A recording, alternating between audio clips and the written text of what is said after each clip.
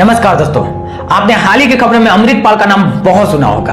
कई तरह के न्यूज इसके बारे में सुन रहे होंगे, पर क्या आपको पता है कि कौन है अमृतपाल? आखिर ऐसा क्या हुआ जो इतना नाम इसका चर्चा में आ रहा है? खालिस्तान का नाम आप अक्सर सुनते होंगे। आखिर क्या है खालिस्तान का मुद्दा? यह अमृतपाल खालिस्तान को मांग क्यों कर रहा है? कभी अमृतपाल के लिए होती थी लाखों की भीड़, पर अब ऐसा क्या हो गया है कि पुलिस उसके पीछे पड़ी हुई है? क्या है मामला भिंडरवाले की? चलिए आज का वीडियो में एनालिसिस करते हैं इन सारी चीजों का। अमृतपाल सिंह देश भर में उसकी चर्चा हो रही है। ऑपरेशन ब्लू स्टार शुरू हो गया था और उसके साथियों को निकालने की कोशिश में लगी।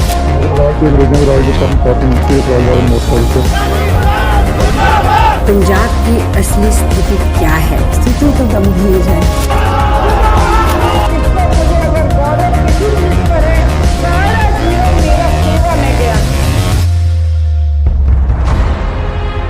इसको समझने के लिए हम लोग को चलना होगा 200 साल पीछे। इसका शुरुआत होता है 1823 जब पंजाब और उसके आसपास के इलाके में राज हुआ करता था महाराजा रंजीत सिंह का। वो एक बहुत ही शक्तिशाली रूलर थे, पर उनकी मृत्यु के बाद ब्रिटिशर्स ने वहां पर रूल करना शुरू किया और यहाँ कंट्रोल किया जाने लगा गुरुद्वारे के महंतों के द्वारा। पर यहाँ सिख लोगों को उनके रूल पसंद नहीं आ रहे थे, इसलिए 1920 में सिख कम्युनिटी ने अकाली मूवमेंट शुरू किया और प्रेशर बनाया कि गुरुद्वारा महंत नहीं चला सकते। और प्रेशर इतना बढ़ा कि 175 मेंबर्स की एक कमेटी बनी, शिरोमणि गुरुद्वारा प्रबंधन कमेटी, जो आजकल आप न्यूज में सुनते होंगे SGPC। वो इसी वजह से बनी कि गुरुद्वारों से महंत को हटाया जाए और गुरुद्वारा को रेगुलेट किया गया। और आज के डेट में भी ये लोग प्रॉपर इलेक्शन कराते हैं और इन्हें प्रेसिडेंट बनाए जाते हैं। और SPGC जो है वह पार्टिकुलर टाइम में ही सिख कम्युनिटी का फ्रंट फेस बना और अकाली दल है और इन दोनों में काफी क्लोज रिलेशनशिप भी है। 1946 यानी कि आजादी से लगभग 1 साल पहले जब ब्रिटिश के जाने की बात होने लगी तो सिख लीडर्स ने यह बात उठाई, अंग्रेजों ने धोखा से सिखों से पंजाब छीन लिया था और जब वो जा रहे हैं तो अंग्रेजों को पंजाब को वापस कर देना चाहिए। लेकिन चीजें इतनी आसान नहीं थी। पहले का क्या मैटर था ये इंपॉर्टेंट नहीं है। अब इंपॉर्टेंट फैक्टर्स होगा नंबर्स का, यानी कि पॉपुलेशन का, किसका कितना हिस्सा है। 1941 में पंजाब के अंदर जनगणना हुआ था जिसमें मुस्लिम कम्युनिटी 53% और हिंदू 30% थे और सिख 15% के आसपास थे। सिख कम्युनिटी को अगर देखा जाए तो इंडिया के पॉपुलेशन का मात्र 1% का हिस्सा था, तो यहाँ पे सिर्फ डिसएडवांटेज थे। और इन सारी चीजों की वजह से सिख कम्युनिटी को बहुत ही मुश्किल सिचुएशन में फंस गए थे, क्योंकि उनको पता था कि नंबर की बात आएगी तो सिख हिंदू और मुस्लिम पॉपुलेशन से कम है। और आगे चल करके सिख कम्युनिटी ने सिचुएशन के हिसाब से यूनाइटेड इंडिया का सपोर्ट किया और उन्होंने कहा कि हमें कोई दिक्कत नहीं है यूनाइटेड इंडिया के साथ मिल करके रहने में। और यहाँ पे वे इस इंप्रेशन में थे कि उनका एक अलग स्टेट मिलेगा। और यहाँ पे होता ये है कि मुस्लिम नंबर्स में ज्यादा थे, तो अंग्रेजों के जाने का जब टाइम आता है तो मुस्लिम ने पार्टीशन की बात कर दी और पार्टीशन की बात में सिख कम्युनिटी बिल्कुल खुश नहीं थे, क्योंकि उनको पता था कि पंजाब के अंदर भी मुस्लिम नंबर्स में ज्यादा आए तो अगर पार्टीशन होगा तो पंजाब का भी पार्टीशन होगा। इसलिए सिख कम्युनिटी ने कहा कि हमें यूनाइटेड इंडिया से कोई दिक्कत नहीं है, लेकिन अगर इंडिया का पार्टीशन हुआ तो हमें भी एक अलग देश चाहिए, सिखिस्तान। इस तरह से मुस्लिम का पाकिस्तान मिल जाएगा, हिंदू को हिंदुस्तान मिल जाएगा, लेकिन हमें क्या मिलेगा? यह सिखों का कहना था। इसी वजह से अकाली दल ने उस पार्टिकुलर टाइम पे एक रिजोल्यूशन पास किया जिसमें उन्होंने मांग की, लेकिन उसी टाइम यानी कि 1946 में ही जवाहरलाल नेहरू ने सिखों को अश्योर किया, कहा कि पंजाब के बहादुर से एक स्पेशल कंसल्टेशन का इंस्टॉल्ड है। मैं इसको गलत नहीं देखता हूं। इंडिया के नॉर्थ में एक इलाका हो जाएगा जहां पे सिख आजादी से जी सकेगा। इस स्टेटमेंट को लेकर के अलग अलग थॉट्स हैं कि नेहरू जी ने सिख को अलग स्टेट देने का वादा किया था और फिर बाद में धोखा दिया। अब देखिए इन सारी बातों के बाद भी बंटवारा होता है और इस बंटवारे में पंजाब का एक हिस्सा पाकिस्तान में चला जाता है और दूसरा हिस्सा इंडिया में रह जाता है। पंजाब में जो रहती है वो पूरे पंजाब के छोटे छोटे ग्रुप में डिस्ट्रीब्यूट थी। बंटवारा कैसे भी होता, इसमें सिख कम्युनिटी डिवाइड हो रही थी और इसका एक सॉल्यूशन भी नहीं निकल पा रहा था। लेकिन सिख कम्युनिटी डिवाइड होना नहीं चाहते थे, लेकिन पार्टीशन होता और जो ये सब पाकिस्तान में जाता है वो पंजाब का 62% हिस्सा था और 55% पॉपुलेशन थी। और इस प्रोसेस में सिख कम्युनिटी को 150 से भी ज्यादा हिस्टोरिकल साइन, रिचेस्ट लैंड और उनके आधे से भी ज्यादा पॉपुलेशन पाकिस्तान में रह गई थी। जो सिख पाकिस्तान में रह गए थे वो पार्टीशन के टाइम पे अपना घर, लैंड, प्रॉपर्टी छोड़कर के इंडिया में आ गए। जो इंडिया में आना नहीं चाहते थे उनको पार्टीशन के टाइम पे बहुत वायलेंस की जगह से उन्हें आना पड़ा। इसलिए पार्टीशन के टाइम पे जो नुकसान हुआ वो सबसे ज्यादा सिख कम्युनिटी को ही हुआ था। बंटवारे से पहले तो सिख माइनॉरिटी में थे, अब वो बंटवारे के बाद पंजाब में मेजोरिटी में आ गए थे। जिससे सिख कम्युनिटी को एक अलग से एक स्टेट होने का जो सपना था वो फिर से पूरा होता हुआ दिख रहा था। हालांकि ये सपना इतना भी आसानी से पूरा नहीं हुआ। गवर्नमेंट ने कुछ टाइम के लिए सिख मेजोरिटी वाले इलाके को मिला के एक स्टेट भी बना दिया, Patiala and east Punjab state union, जिसको पेप्सू कहा जाता है। लेकिन इसमें कहा जाता है कि अकाली दल की बढ़ती हुई पावर को देकर के कांग्रेस ने इसको हटा दिया। अब इसके बाद 1956 आता है और इंडियन गवर्नमेंट लेकर के आती है स्टेट ऑर्गेनाइजेशन एक्ट 1956। इसमें यह था कि लैंग्वेज के आधार पर स्टेट को डिवाइड किया जाएगा, स्टेट को बांटा जाएगा, स्टेट बनाया जाएगा, राज्य को बनाया जाएगा। इंडिया एक सेकुलर कंट्री है, तो धर्म का या फिर जाति के आधार पर राज्य तो नहीं बनाए जा सकते थे, वो बनाना भी सही नहीं था। इसलिए लैंग्वेज के आधार पर राज्य को बनाया गया। तेलुगु बोलने वाले को आंध्र प्रदेश मिल गया, मराठी बोलने वाले को महाराष्ट्र मिल गया। तो सिख कम्युनिटी का कहना था कि हरियाणा को छोड़ करके पूरे पंजाब का जो भाषा पंजाबी है और ज्यादा लिटरेचर भी गुरुमुखी की स्क्रिप्ट में है, तो आप हरियाणा को हिंदी बोलने वाले राज्य में मिला दो और हमें पंजाबी स्टेट दे दो और पंजाबी को ऑफिशियल लैंग्वेज भी कर दो। ये सिखों का मांग था, जो कि डिमांड ये पूरी तरीके से सरकार के द्वारा रिजेक्ट कर दिया जाता है और यहीं से धीरे धीरे चीजें खराब होना शुरू हो जाती है। खालिस्तान अभी भी पिक्चर में नहीं आया है, अभी मैं आगे आपको बताऊंगा। तो इन सारी वजह से अकाली दल के लीडर मास्टर तारा सिंह ने कहा कि अब बहुत ज्यादा हो गया, हमारे साथ भेदभाव किया जा रहा है और ये अब बर्दाश्त नहीं करेंगे, अब नहीं सहेंगे। पंजाब के इन सारी चीजों को लेकर के सिख और हिंदी कम्युनिटी के बीच छोटे लेवल पर राइट्स भी हुए। मास्टर तारा सिंह ने कहा कि आपके सिख रिलीजन तभी बचेगा जब आपका सिख प्रांत होगा और यहीं से उन्होंने पंजाबी सूबा मूवमेंट स्टार्ट किया। ये जो मूवमेंट था ये इतनी तेजी से बढ़ा कि गवर्नमेंट ने पंजाबी सूबा को स्लोगन जो थे उसको बोलने तक में बैन लगा दिया था। 12,000 के करीब कालिंग जो थे उन्हें अरेस्ट कर दिए गए। 1955 में पहली बार पुलिस गोल्डन टेम्पल में घुसती है। 1960 से 65 तक बहुत सारे मूवमेंट हुए जिसमें मास्टर तारा सिंह आंसर पर रहे, अकाली को अरेस्ट किया गया, ना और नेवर मूवमेंट और भी बहुत सारी चीजें ऐसे हुई। लेकिन 1965 में इंडिया पाकिस्तान वार हुई, इसमें सिख कम्युनिटी ने भारत सरकार को अपना अनकंडीशनल सपोर्ट दिया। सारे प्रोटेस्ट रोक के भारत सरकार के साथ खड़े हो गए। इस वार में भी सिख ने बहुत बड़ा रोल प्ले किया और लोगों को जो मांग थी उसे 1966 में सिख कम्युनिटी की बात मान ली गई। पंजाब को डिवाइड करके पंजाब को 3 स्टेट में बांट दिया गया, पंजाब, हरियाणा और हिमाचल प्रदेश। लेकिन इसमें चंडीगढ़ के ऊपर फिर से कंट्रोवर्सी हो गई। उस टाइम चंडीगढ़ में 55% सिख थे। सरकार ने चंडीगढ़ को यूनियन टेरिटरी बना दिया और ये कहा कि इसको दोनों स्टेट शेयर करेंगे। इसको लेकर के बिल्कुल भी खुश नहीं थे सिख लोग। यही रीजन था कि आनंदपुर साहिब रिजोल्यूशन के अंदर भी चंडीगढ़ के बारे में बात की गई है। आनंदपुर साहिब रिजोल्यूशन के बारे में आपको बता दूं, जिस प्रकार जम्मू कश्मीर को एक विशेष राज्य का दर्जा दिया गया था, वैसा ही सिखों का मांग था कि पंजाब को एक विशेष राज्य का दर्जा दिया जाए। इसके बाद पहली बार इलेक्शन होता है पंजाब के अंदर। अकाली दल इलेक्शन लड़ती है और इलेक्शन जीत भी जाती है, लेकिन अपने 5 साल पूरे नहीं कर पाती है। इसके बाद फिर से जीतती है, लेकिन फिर कुछ दिन के बाद ही सरकार गिर जाती है। ऐसा 1997 तक चला। एक भी बार ये लोग अपने टर्म को पूरा नहीं कर पाए, पूरे 5 साल तक सरकार नहीं चला पाए। पंजाब की जनता हर बार इनको जितवाई थी, लेकिन ये अपनी टर्म पूरा नहीं कर पा रहे थे। इसका ब्लेम कांग्रेस के ऊपर लगाया जा रहा था। कांग्रेस के मिनिस्ट्री में चेंज करवा देती थी, फिर मिनिस्टर को गुमराह करके सरकार गिरवा देती थी, ताकि कांग्रेस का जो स्थिति है वो पंजाब में स्ट्रॉन्ग रहे। एग्जाम्पल देता हूं, समझने का कोशिश कीजिएगा। लक्ष्मण सिंह गिल अकाली दल से जीते, इनको अकाली दल ने एजुकेशन मिनिस्टर तक बना दिया। देखिए, इन्होंने बगावत करके कांग्रेस ज्वाइन कर दिया और साथ में 13 विधायक को भी साथ में ले गए। इसका सहारा लेकर के सरकार को गिरा दिया गया। इन सब वजह से कांग्रेस के ऊपर ब्लेम लगते रहे थे और यहीं पे एंट्री होता है 1977 में एक ऐसे इंसान की जिसकी वजह से पंजाब की पॉलिटिक्स 360 डिग्री चेंज हो जाती है। देखिए, पंजाब के अंदर कई रिलीजन ऑर्गेनाइजेशन है जो रिलीजन और एजुकेशन के लेके काम कराती है।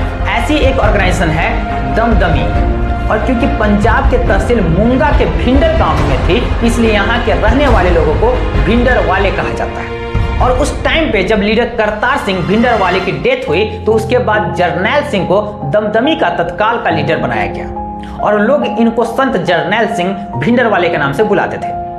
भिंडर वाले ने लीडर बनते ही गांव में जाकर के नशे छुड़वाने की मुहिम चलाई और लोगों से अपील की कि वो अपने बाल न कटवाएं और सिख को फॉलो करे।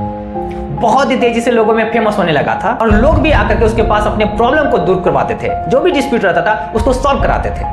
ये सब चल रहा था तो कांग्रेस के ज्ञानी जेल सिंह और दरबार सिंह ने संजय गांधी को भिंडरवाले के बारे में बताया कि भिंडरवाले एक ऐसा आदमी है जो पंजाब में बहुत ही पॉपुलर हो रहा है और अगर इसको हम फ्रंट फेस बनाते हैं तो अकाली दल के वोट काटेंगे। और फिर आगे चलकर कांग्रेस ने भिंडरवाले को अकाली दल के खिलाफ SGPC में इलेक्शन में खड़ा कर दिया।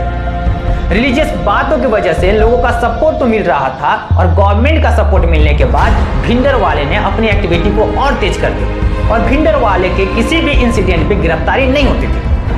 13 अप्रैल 1978 की बात है। भिंडरवाले के द्वारा एक घटना हुआ था, एक लड़ाई हो गया था जिसमें 17 लोगों की जान चली गई थी पर उसमें किसी को अरेस्ट नहीं किया जाता। 1980 में भी सेम ऐसा ही घटना होता है पर उसमें भी किसी को अरेस्ट नहीं किया जाता, पर गिरफ्तारी किसी का नहीं होता है। 1981 में एक एडिटर लालचंद जगत नारायण के हत्या के बाद माहौल बहुत ही ज्यादा गर्म हो जाता है। कांग्रेस गवर्नमेंट को मजबूरन भिंडरवाले को गिरफ्तार करना पड़ता है पर इसके बाद लोगों का राइट हो जाता है, लोगों का कंट्रोल नहीं रह पाता है और पंजाब के अंदर जो मजबूरन सरकार को भिंडरवाले को जेल से छोड़ना पड़ता है शांति बनाने के लिए। लोगों का इतना सपोर्ट मिल रहा था भिंडरवाले को कि अकाली को भी भिंडरवाले के साथ खड़ा होना पड़ा।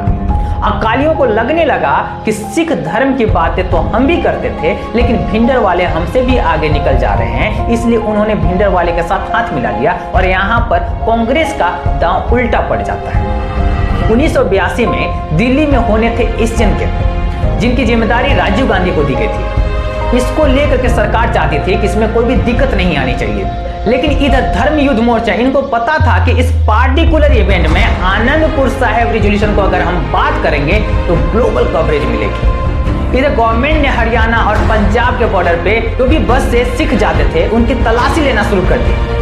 बस को रोक करके स्पेशली सिख और उनके फैमिली की चेकिंग होती थी। इनफैक्ट कई सिख आर्मी पर्सन भी थे, उनकी भी डिसरिस्पेक्ट किया गया, उनकी भी चेकिंग की गई। इसको लेकर के सिखों में काफी गुस्सा था कि हमारे देश में हमारे साथ बुरा बर्ताव हो रहा है। जो लोगों में गुस्सा था इसमें अकाली ने तो कुछ नहीं किया लेकिन भिंडरवाले ने सिचुएशन को समझ के इसका बदला लेना स्टार्ट किया।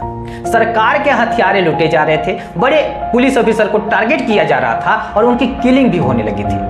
अक्टूबर 1983 का बात है, अमृतसर से दिल्ली जा रही एक बस को हाईजैक कर लिया गया था जिसमें कि हिंदू पैसेंजर को उतार करके उनको गोली मार दी गई थी। अब यहां से पंजाब में सिचुएशन काफी खराब हो जाती है और पंजाब के अंदर प्रेसिडेंट रूल लगा दिया जाता है। 15 दिसंबर 1983 को भिंडरवाले ने अपने काम करने की लोकेशन को गोल्डन टेम्पल के अंदर अकाल तख्त पर शिफ्ट कर दिया गया था।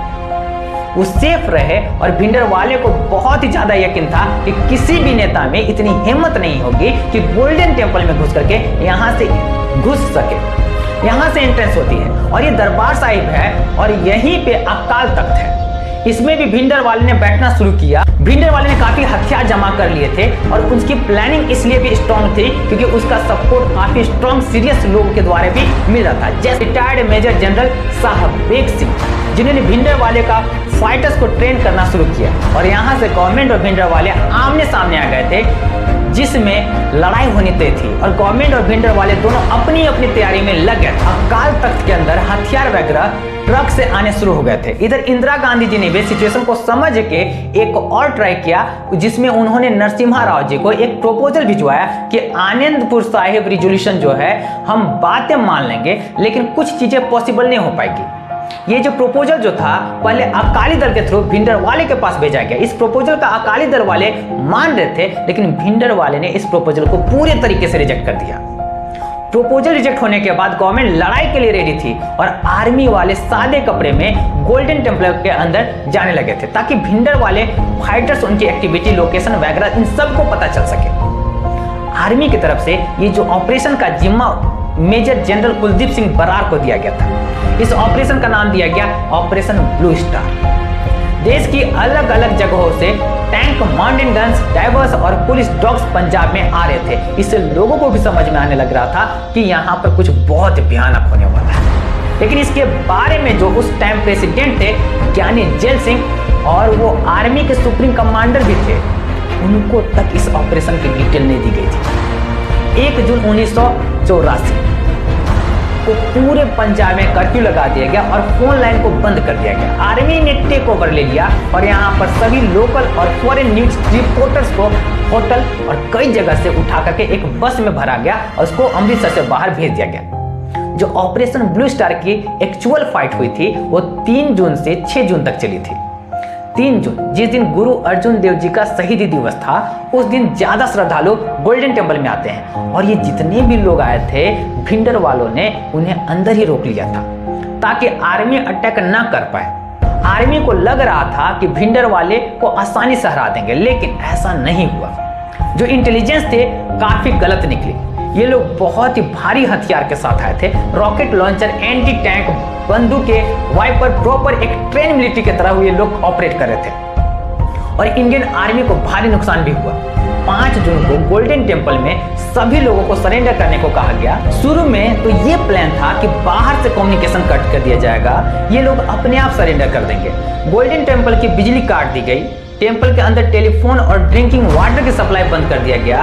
लेकिन इस बीच में खबरें आने लगी कि पंजाब के पास जो गांव है उन इलाकों से हजारों की तादाद में सिख अमृतसर की ओर आ रहे हैं और उनके पास हथियार भी है। और आर्मी हेलीकॉप्टर्स ने जिस तरह से उन्हें देखा, उनको हजारों लोग शहर से बाहर नजर आ रहे थे और यही रीजन था कि आर्मी को किसी भी कॉस्ट पे इस ऑपरेशन को 1-2 दिन में खत्म करने का फैसला लेना पड़ा और इसी वजह से गोल्डन टेम्पल को ज्यादा नुकसान भी हुआ। आर्मी ने एंटी टैंक मंगवाया और 3 तरह से अटैक किया। अकाल तख्त पर भी अटैक किया गया। अभी बहुत ही बड़ा डिसीजन था जो आगे चल करके बहुत ही महंगा पड़ा। भिंडर वाले के लोग बाहर गए और आर्मी के बीच बहुत ही फायरिंग चली। भिंडर वाले लोग भी आखिरी दम तक लड़े, लेकिन सुबह 4:30 बजे तक आर्मी ने अकाल तख्त पर अपना कंट्रोल ले लिया था। ऑपरेशन ब्लू स्टार के लिए भिंडर वाले और उसके फाइटर को तो मार दिया गया था, लेकिन गोल्डन टेम्पल की जब इमेज बाहर आई तो लोगों को पता चला कि अकाल तख्त के ऊपर और दरबार साहिब पर भी गोलियां चली है, तो पूरी दुनिया के सिख भड़क गए। आर्मी के 8 कैंटोनमेंट में से 4006 सिख सोल्जर ने विरोध कर दिया और उन्होंने ऑफिसर्स को मार भी दिया और अमृतसर पहुंचने की कोशिश की, रिजाइन कर दिए बहुत सारे लोग। माहौल काफी खराब हो गया था। 1 अक्टूबर 1984 को इंदिरा गांधी जी के उनके बॉडीगार्ड बेवंत सिंह और दूसरे सतवंत सिंह ने 18 गोलियां मार दी। सोनिया गांधी तुरंत एम्स लेकर के गई और दोपहर 2 बजे तक उनकी डेथ हो गई थी। अब इसकी वजह से हिंदू सिख राइट हो गया। हिंदू सिख राइट बहुत तेजी से बढ़ गया। 31 अक्टूबर के दोपहर तक एम्स के बाहर बहुत ही ज्यादा भीड़ इकट्ठी हो गई थी। 31 अक्टूबर के दोपहर तक एम्स के बाहर बहुत ज्यादा भीड़ इकट्ठी हो गई थी और वहां पे जो भी सिख दिख रहे थे उनको पीटा जा रहा था। यहां तक कि भारत के प्रेसिडेंट ज्ञानी जेल सिंह वहां जब पहुंचे तो उनके ऊपर भी पत्थर फेंके गए थे। एक तरफ इंदिरा गांधी जी की बॉडी थी और बगल में राजीव गांधी जी बैठे हुए थे जो कि बहुत ही दुखी थे और पीछे से नारे लगाए जा रहे थे, खून का बदला खून।